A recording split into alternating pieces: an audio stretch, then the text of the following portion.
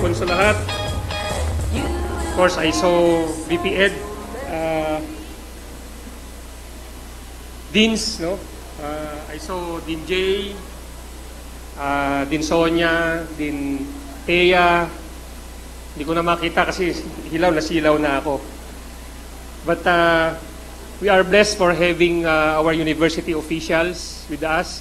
Of course, Dean Endix at sa lahat ng mga estudyante na nagsisikap, no?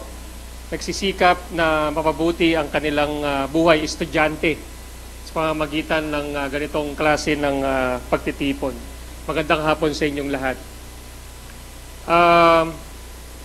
Hindi ko alam, no, kung sinong anghel, no, sa langit ang nagbulong kay Prof. Toby Vargas. Bakit ang kakantahin ninyo sa inyong choral competition ay ang UMAC hymn? Okay? I think isa yan, ano, sa kakantahin nyo. One of the requirement, no, for you to qualify is to sing, no, properly the UMAC hymn.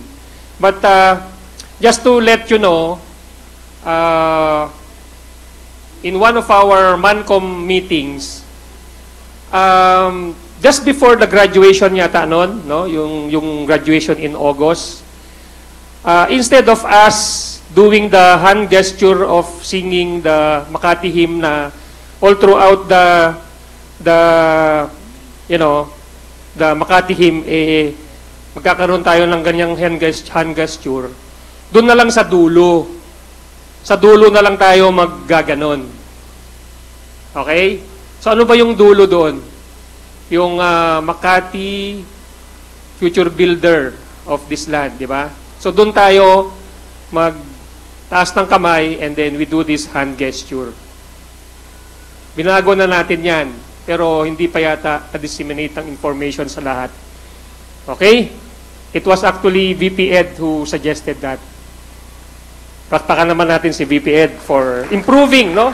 For continuously improving our representation, especially if we represent the university in competitions sa labas, no?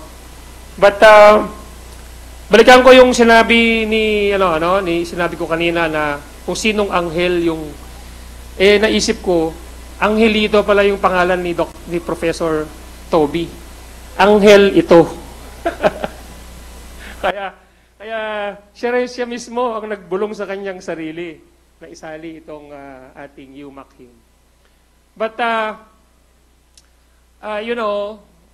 this is one way of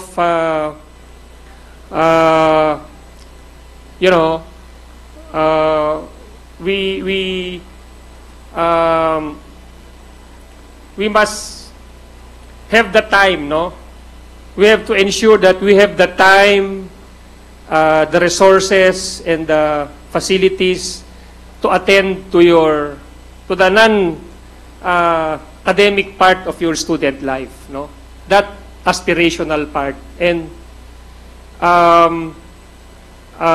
your aspirations for culture and the arts, no? Yan yung other parts of human existence, no? That is the other part of our human existence.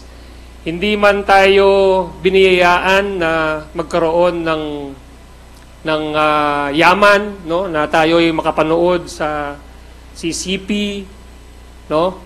Hindi man tayo biniyayaan na makapanood lagi sa isang theater arts, no? Tayo naman ay nabiyayaan, sa university ng ganitong klaseng facilities. We have the UMAC Auditorium. We now call this UMAC Auditorium, ha? Hindi na mini theater. Okay? And yung ating Grand Theater, hoping that it will be opened early this coming year, no? And ang tawag na natin doon ay UMAC Performing Arts Theater. Okay? We are just blessed. We have these facilities, no? At walang kwenta ang mga facilities na ito kung hindi natin gagawin yung katulad nito. Di ba? Appreciation of arts. Walang kwenta na magkaroon tayo ng malaking oval kung wala tayong magagaling na atleta. Diba? And so this afternoon, we gather you in this important occasion to address not only your academic needs but also your student life. And this is part of your student life, no, to participate in this choral competition. So, I wish good luck to all the competitors. No, I think we have 10 colleges who signified their intent, no, to participate in this choral competition. So, may premyo ito, no, kasi ito AIP based to eh. So, meron pong premyo na ibibigay si Prof. Toby.